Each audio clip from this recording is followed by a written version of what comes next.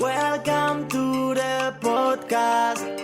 Súbele volumen. Conversation with the people who were with me. In the world TV. Carlos tonight. Carlos tonight. Hi everybody, bienvenidos. Welcome to Carlos Tonight. Thank you so much for listening and supporting this podcast. I appreciate it. I want to invite you to visit my website, carlostonight.com, for more information on the show, where you can listen and find out about upcoming guests. That's carlostonight.com. As a journalist, you get to meet so many people from all walks of life. The most important, though, are the colleagues you work with 24/7 inside those newsrooms. They quickly become family. Familia. This week, I want to introduce you to my very good friend. She's an assignment editor at NBC7 in San Diego, California, where they also house Telemundo 20. She's an athlete, a well-educated, all-around beautiful human being who always brings a smile to everyone she meets. Lindsay Hood. Do I bring a smile to everyone that I meet? I'm not sure about that. I've seen some frowns. I'm happy this is finally happening because you're guesting on the podcast. How are you? I'm well. How are you? I'm good. I'm in sunny San Diego where it's never cloudy except for today. I'm jealous. We are in the 20s in Dallas, Texas. By the way, I know I left out dozens of other titles you have, like multi-EMMY Award winner, soon-to-be author, and my favorite sister, because sometimes I consider you a sister. Yeah. Let's set the stage for the audience. We used to work together in San Diego at XETV, the CW Channel 6. I was a reporter, and you worked behind the scenes at the assignment desk. Describe the job of an assignment editor for the audience. Well, basically, you are telling all the reporters, like, where the breaking news is, where the news is happening. You bring in all of the info from whatever sources, the street, the feeds, and then you're telling the reporters, okay, this is happening, go here, go there, this is the good one. And then at CW6, because we were a little sketch and poor, I had to take on the job of segment producer for the morning show that was 4 hours long.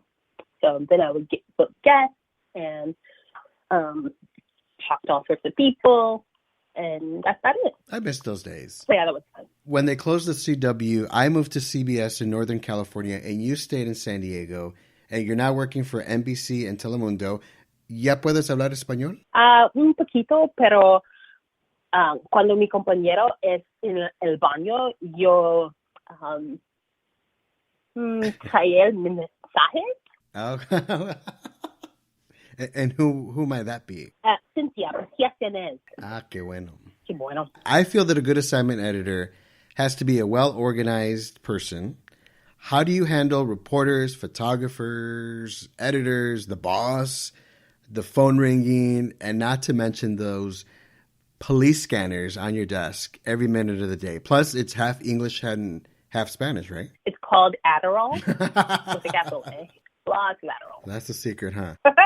It kind of is. Like, the best assignment editor has ADHD.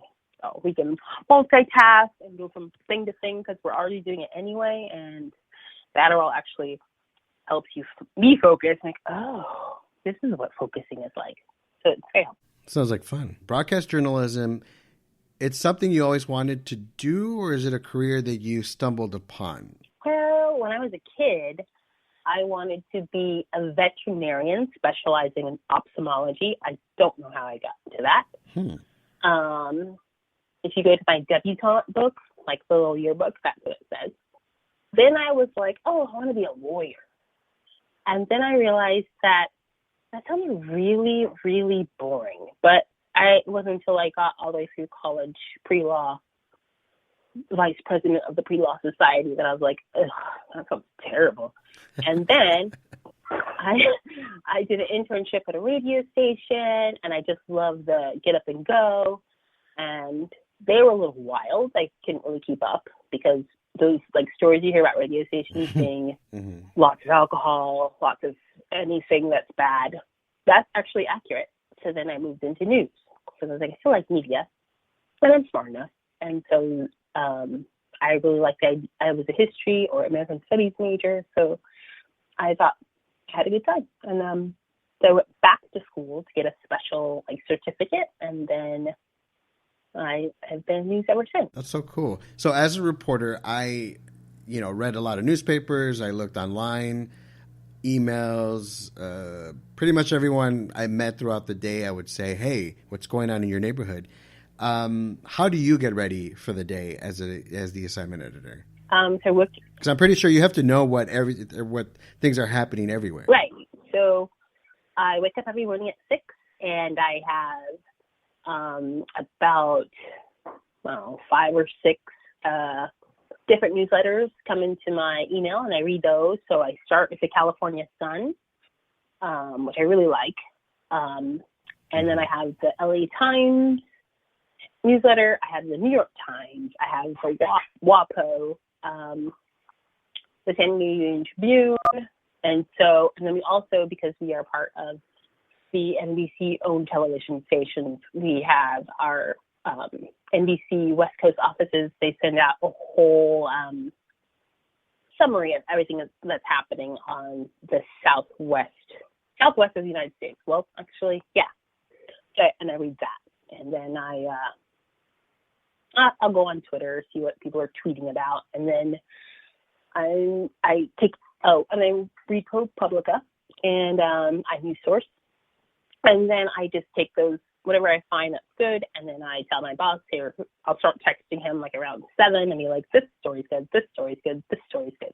And it's interesting because... Wow, it's 7 o'clock? Oh, yeah, because he's already awake. He's up by 5:30, so I'm just trying to keep up with him. And then since we have Telemundo and NBC, and he assigns both stations, I'll find something about that might be more appropriate for Telemundo. So I'll be like, okay, this for Telemundo side, this for NBC side, and yeah. Cool. Very exciting. So listening to the police scanners, you get to hear a lot of crazy things in the world. What's one police call that stands out to you? I don't know. They're always kind of comical. I'm going to put you on the spot. The other day, there was this, it was a kidnapping, and she's been taken, and blah, blah, blah. And you hear you can literally tell when someone is 12 years old, they just started being a cop, and they're like, oh my God. And then you hear the sergeant lieutenant get on, and he's like, yeah, she was kidnapped. And then they just start laughing. So in 2015, I was introduced to Comic-Con San Diego, and I've been going to the convention every year since, first as a reporter and then as a visitor. It is, in my opinion, the most incredible event I've experienced. And last year, I did the virtual thing because of the pandemic. But my favorite memory was going one year with my nephew, Ace Ken, who's a popular cosplayer in South Florida.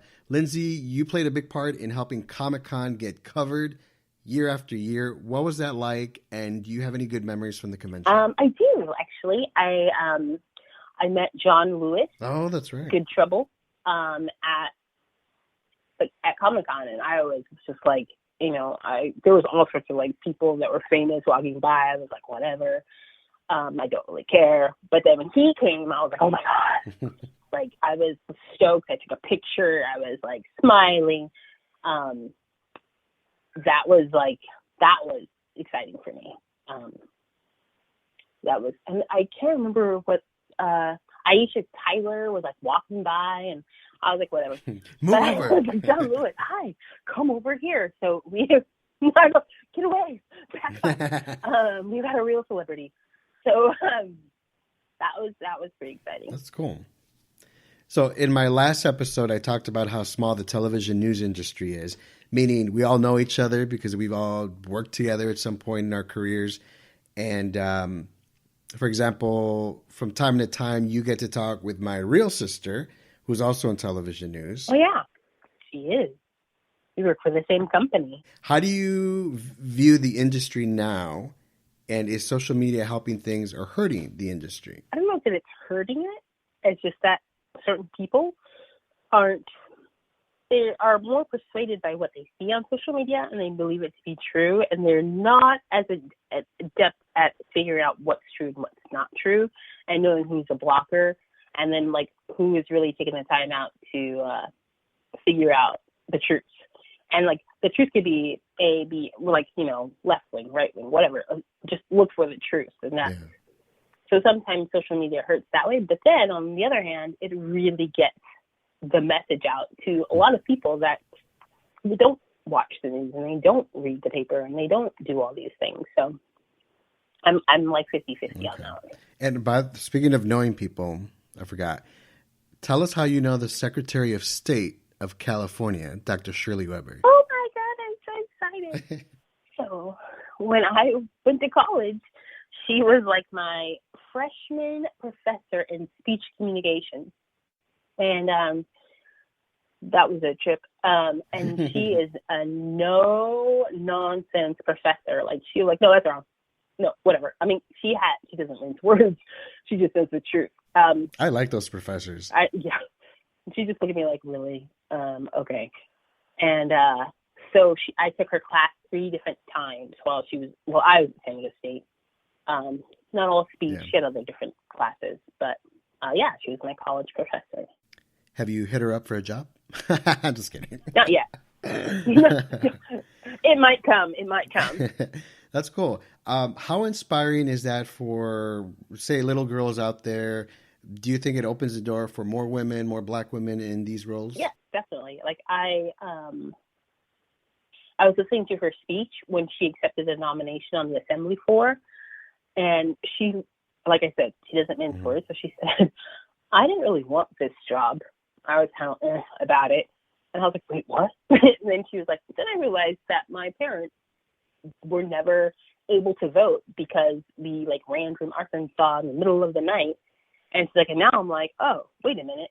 My parents never got to vote, but here I am in the whole state of California and that's my job, is running elections. And so that was pretty moving. And yeah, when you see someone that looks like you in that type of position, you feel like, oh, I can do that. Mm-hmm. No matter what age, you're a little girl, old woman like me, you feel empowered.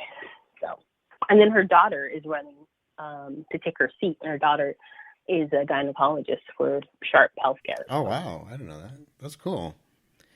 So as an assignment editor, you are a manager level.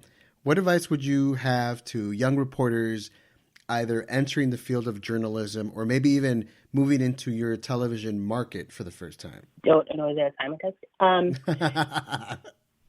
Beware. You definitely bring your own ideas to the table and be well-read.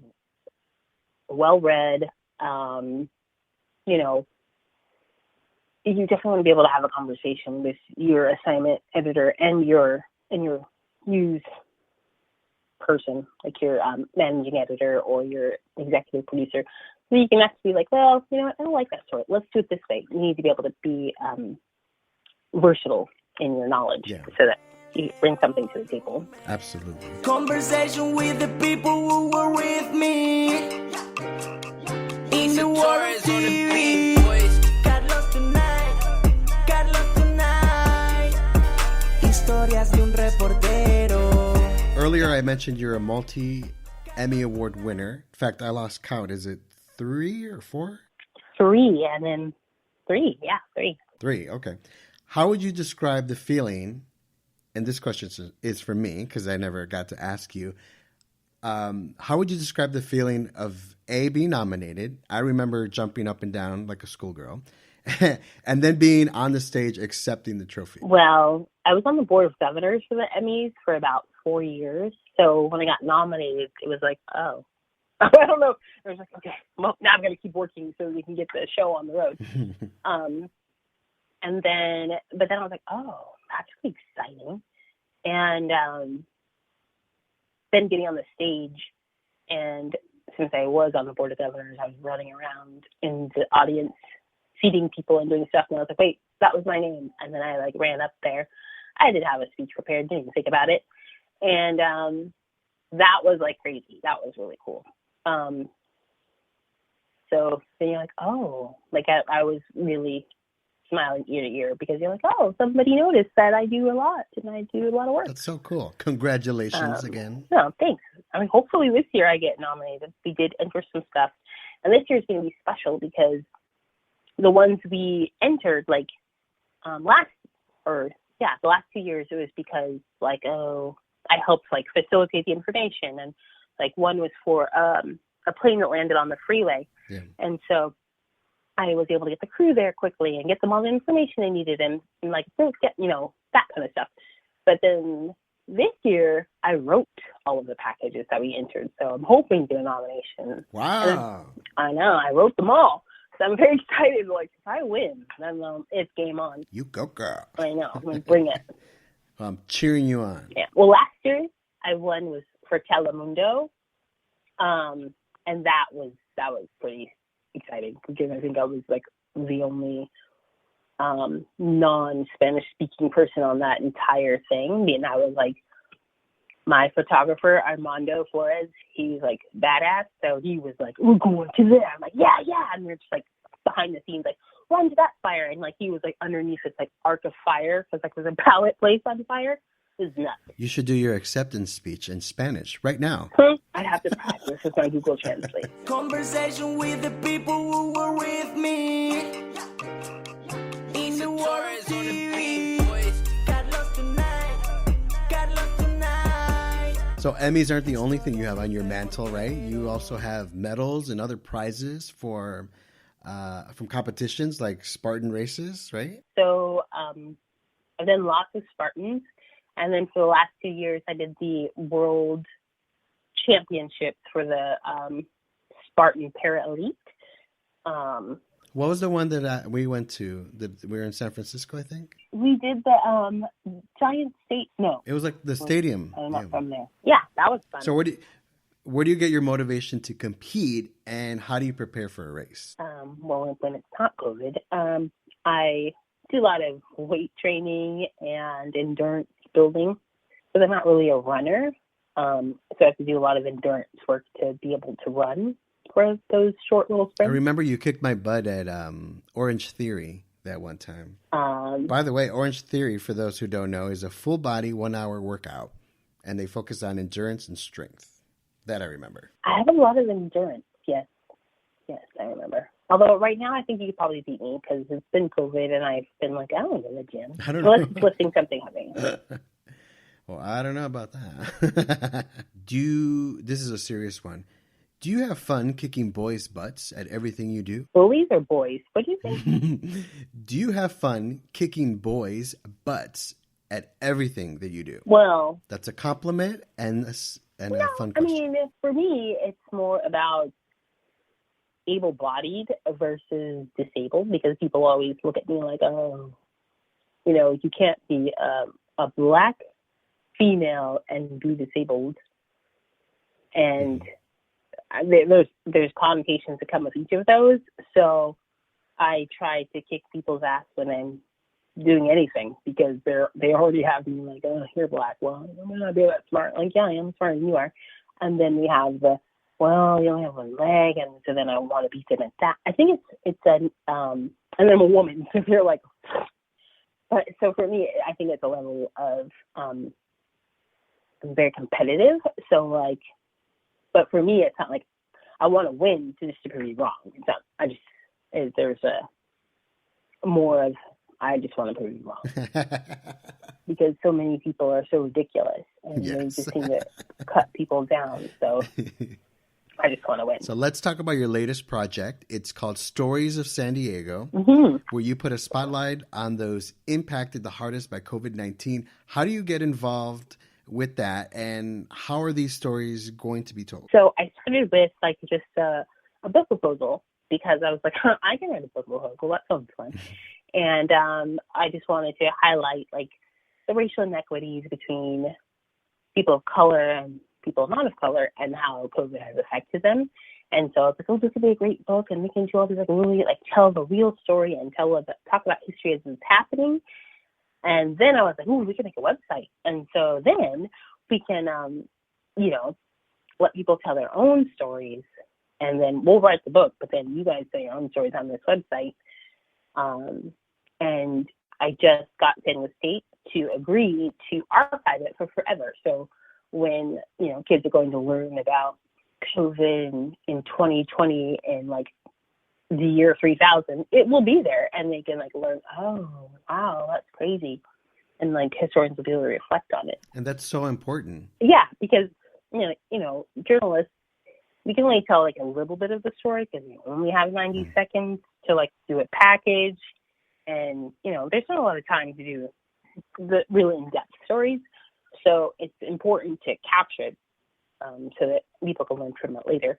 And I think that's one of the reasons that I really like journalism is because you can it's history. You're literally, I'm a history major or American studies, whatever.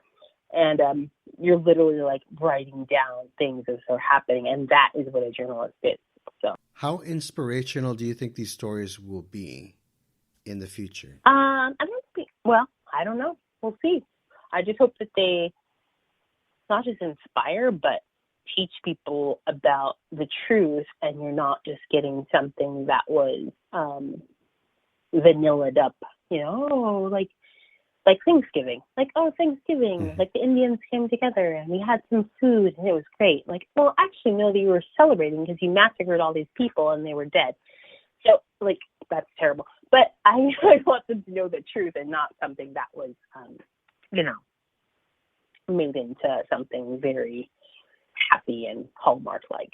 And so do people, they visit the website and then do they enter their information and send it to you, or do they write their story there? So we have two ways. So you can write your story there on the website and just enter it and send a picture and we'll put it up. But then there's also another way, because a lot of people that are essential workers, they don't have regular internet access and they don't have regular access to computers. They have tablets or their smartphones. Right. So you can actually text it to us, text us a story and send a picture with it and we'll put it up for you. So, and that's no charge to anybody. What's the website address? Storiesofsandiego.com. Storiesofsandiego.com. Cool. I posted your picture on social media asking for questions and I got 3. This one's from Megan. Would you do something different if you weren't at your job? Yes. I guess if you weren't doing TV. Absolutely. I would be, have lots of master's degrees that I'm paying for that I should that's use. right. I forgot about that. So I want to be a UX researcher, and because it's basically just journalism. I don't know why they make that so fancy. It's just interviewing people and then writing down the personas, and I would probably do that, or I would have gone ahead and been a lawyer because I like research and writing. It's all about research and writing. So. Cool. And then good question, Megan. Antonio Road, where do you want to be in 20 years? And feel free if you want to shorten it. I was dead, but no. That's what the first thing you I'm like. I don't know. Well, I want to be an author and be able to just write stories about people that are in depth and really get into actually telling real stories about people, I guess. I don't know what that entails, but that's what I like to do. Very cool. And then this one has no name, but it says, is there someone in your industry that you look up to and why? My favorite is... That's a toughie. What is her name? Oh, my God. Nora O'Donnell. Oh, she's good. She's good. She's just good. She's pretty, but she tells you what you need to know, and she's just the end about it. And Josh Mankiewicz from Dateline, not just because it was NBC, but I like the real storytellers, the people that really get to it. And Nora, which is funny because Josh and Nora are on the opposite spectrum. She's just blah blah blah. I love the blah blah blah. You know who I like is the guy from CBS. On the Road with... Oh, yeah. I can't remember his name. What is his name? Handel? Steve Hartman. Yeah. I love Steve Hartman. Oh, do you like the perfect He's a good storyteller. Absolutely. All right. Lindsay Hood, gracias. Thank you for coming on this podcast. Finally, you're always welcome to come back whenever you want, promote, talk, whatever. You are a friend of the show. God bless you, my friend. God bless you too. In the world TV, God love tonight, God love tonight. And that's a wrap. Thanks for listening. Carlos Tonight is written and produced by yours truly, Carlos Correa. My theme was performed by Skin Gallus. New episodes of Carlos Tonight are available every other Wednesday wherever you get your podcasts, including iHeartRadio, Spotify, Soundcloud, Google Play, and Apple Podcasts. Check me out at carlostonight.com. God love